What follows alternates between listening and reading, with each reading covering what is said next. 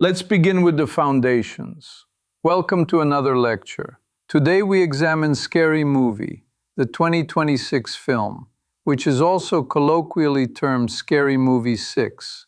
I am Professor Alexei, and with me is Priyanka, who will pose the lucid questions that keep us honest and keep the argument coherent.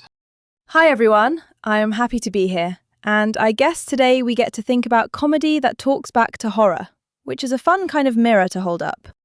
To frame our discussion, Scary Movie 2026 is a parody film in the horror comedy tradition, which we can visualize as a comedic mirror that reflects ghost stories and slashers, while also distorting them to reveal their seams. It is directed by Michael Tids, written by members of the Wayans family with Rick Alvarez, and produced by Miramax with United States distribution via a first-look arrangement at Paramount Pictures. In this context, a parody film is a structured imitation that exploits recognizable tropes in order to comment on them. A rebootquel is a hybrid continuation that revives legacy elements while resetting the entry point for new viewers. And a first-look deal is a contractual priority that lets a distributor evaluate and accept a project before others. In simpler terms, the film winks at the past while trying to feel new, and its business pathway was pre-negotiated for speed and scale. Actually, before we go too deep, I want to ask something simple first. When you say first look, do we mean Paramount must take it, or just gets the first chance to say yes or no? We observe that first look means priority, not obligation. The distributor evaluates first, and if it passes or lapses, the producer may seek other partners. In this case, Paramount did distribute domestically, aligning promotion and release timing with Miramax financing. Moving forward, why does this matter now? Parody remains an instrument for cultural diagnostics. In the 2020s, horror has functioned as a repository for social anxiety, from surveillance and identity to technology and group fear. Parody, in reflecting these structures, allows us to see what has become formula, what has become fad, and what still has teeth. It is crucial to understand that parody is often misread as mere silliness, but historically it doubles as critique, assigning weights to tropes and exposing production conventions, which is particularly visible in Scary Movie's attention to legacy and authorship. It makes me wonder if audiences sometimes dismiss it because the jokes are fast, but the subtext is slower. The laughter is quick, but the critique takes a minute to register. Next, let's explore foundational facts. Scary Movie 2026 is the sixth entry directed by Michael Tids with the Wayans family, Marlon, Sean, Keenan Ivory, and Craig, returning as writers alongside Rick Alvarez. It positions itself as a spiritual sequel to the first two films, which is to say, it reinstates Cindy Campbell, Brenda Meeks, Shorty Meeks, and Ray Wilkins, played by Anna Faris, Regina Hall, Marlon Wayans, and Sean Wayans. The film parodies a broad slate, including Scream entries from the 2020s, Get Out, Nope, Longlegs, Heretic, Sinners, Halloween 2018, Smile, Megan, The Substance, Weapons, and familiar icons Jason Voorhees and Leatherface, plus a revived Michael Jackson parody embodied by Kenan Thompson. Production was financed by Miramax at approximately $30 million, shot primarily at Tyler Perry Studios in Atlanta, and edited with comedic pacing in mind. The score by Chaim Mazar, released day and date via Lakeshore Records, comprises 29 tracks, while several licensed songs appear in film but not on the score album. The release was moved up to June 5, 2026, following strong teaser reactions on social media, and preview grosses reached $7.7 million. Critical reception skewed negative with an average cinema score of C+, and reviewers from Variety, The Hollywood Reporter, The Guardian, Empire, and IndieWire registered reservations about reliance on scream-oriented meta-humor. Building on that, the chronology is straightforward. 2000, the franchise launches under the Wayans' creative direction. 2001, Scary Movie 2 arrives, and after creative disputes, the Wayans step away. The brand continues through 2013 without them. April 2024. Miramax announces a revival with Neil H. Moritz producing, and later that year, the Wayans' return is confirmed, with Michael Tids directing. Principal photography begins October 1, 2025 in Atlanta. Wraps in late November, with pickups in April 2026 to incorporate newer targets.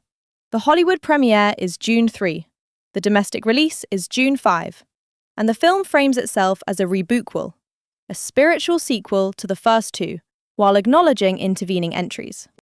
Before we get to the complexities, a personal note. I have long appreciated parody not because it trivializes fear, but because it quantifies it. In chess, one studies forcing lines and traps. In horror, one studies dread and release. And parody maps those same lines with a pencil instead of a dagger, so we can see the geometry of our anxieties without losing a night of sleep. This logically leads us to three large questions. First, historically, why did the Wayans family leave in 2001, and what brought them back? Second, counterfactually, what trajectory might the franchise have taken in 2026 without their return? Third, in the present tense, how does this film stage the contest between legacy figures and the next generation? And what does that say about Hollywood's ongoing management of intellectual property? Let's start with the history. The Wayans' departure after Scary Movie 2 is rooted in creative disputes with the original producers, which redirected the franchise's authorship away from its originators. Fast forward to 2024, we see a reconfiguration. The downfall of Bob and Harvey Weinstein changed the industry's power geometry, and Miramax, under new leadership with Jonathan Glickman as chief executive, pursued a mid-budget revival with a $30 million allocation. The Wayans cite that industry shift, together with encouragement from their late father Howell Stoughton Wayans, as central motivations for returning. Structurally, this facilitated a rebootquel, with authorship reclaimed by its founding voices, supported by Michael Tids in the director's chair, and Rick Alvarez as a long-standing collaborator. The result is not simply a casting reunion, it is a restoration of creative grammar. I am curious about the broader impact of the Weinstein era on comedy and production cultures. Is the change mostly about who signs off on ideas, or does it also shift what kinds of jokes feel possible or safe to attempt now? It is worth noting that the post-Weinstein transition involved both governance and tone.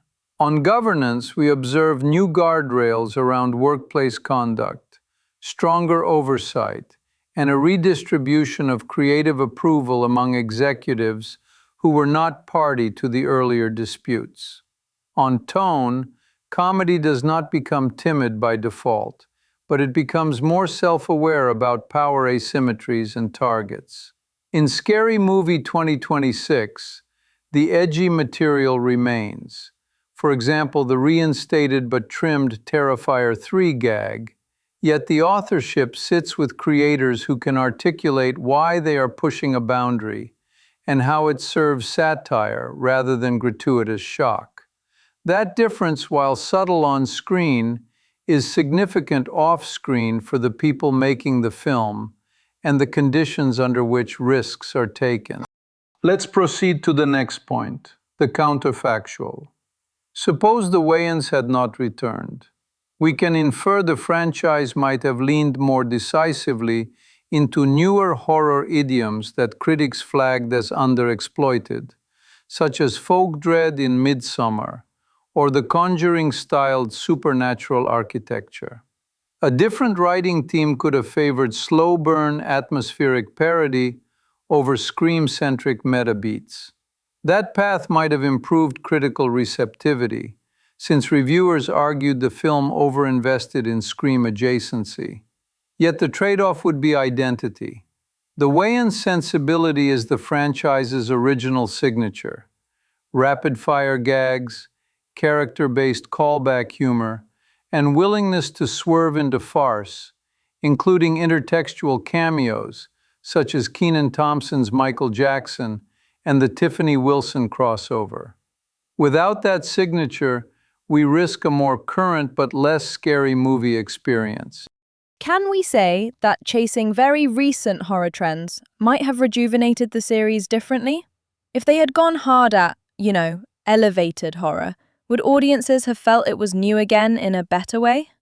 To elaborate, novelty in targets is necessary but not sufficient. A parody needs a stable comedic vector, a sensibility that says how the joke lands, not only where it points.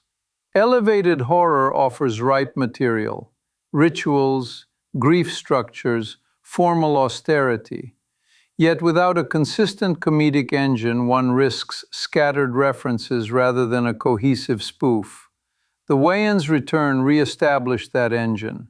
In practice, critics still desired a broader palette, but the film's authors chose to make the primary argument about legacy and control, with newer targets as punctuation rather than thesis.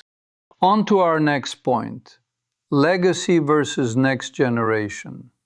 The plot functions as an allegory of authorship. We begin with Tuesday Campbell attacked in a Scream-styled cold open, move through Cindy's return as a recluse who expects the killer's cycle to reassert itself, and thread legacy figures, Doofy Gilmore, Gail Hailstorm, Brenda and Ray and Shorty, into a whodunit that keeps reassigning the Ghostface mask. The cascade of reveals is instructive. First Jack and Val as would-be heirs, then celebrity disruptions like Anthony Anderson and Shaquille O'Neal, and finally the core reveal: Shorty and Ray asserting a grudge linked to installments made without the Wayans. The denouement is stark. Cindy, Brenda, Shorty, and Ray refuse the handoff, tie up Sarah and Tuesday, and leave them in a burning house. In academic terms, the film literalizes legacy gatekeeping to make Hollywood's succession anxiety visible and absurd at once. What comes to mind next is the real-world implication. If the ending says, "We will not cede the brand," does that map onto the way studios and audiences push or resist passing the torch? Or is it more of a private joke about the franchise's own history with authorship and credit? Arguably both. At the industrial level, legacy intellectual property is a hedge against uncertainty, so studios prefer controlled handoffs that do not alienate core audiences. At the cultural level, viewers oscillate between nostalgia and novelty, willing to embrace new leads if the brand voice remains continuous. Scary Movie transforms that negotiation into slapstick, a burning house where the baton is seized rather than passed.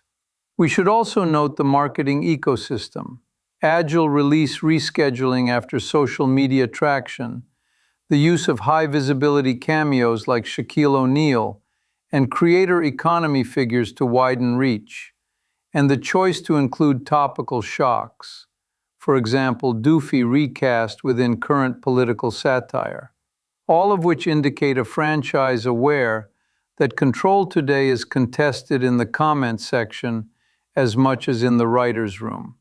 Further research would do well to measure how such legacy assertions affect long-term audience loyalty across sequels and platforms. So, I guess that kind of sums it up. A parody that is also a conversation about who gets to keep telling the joke, and why that matters for the brand and for us as viewers. To summarize, Scary Movie 2026 operates as a rebuquel that restores the Wayans sensibility, parodies recent and classic horror touchstones, and stages a meta-conflict between legacy characters and ambitious successors. We asked why the Wayans left and why they returned. We considered the counterfactual in which newer horror trends dominate without them. And we examined the film's allegory of gatekeeping as commentary on Hollywood's stewardship of intellectual property. For further study, we recommend tracing how parody shapes cultural memory of horror, not just what it mocks, but what it preserves. This then completes our present analysis. Thank you for listening. Thank you, Professor, and thanks everyone for joining us. Maybe that is something we can come back to later, especially how audiences respond to legacy handoffs over time. Goodbye for now.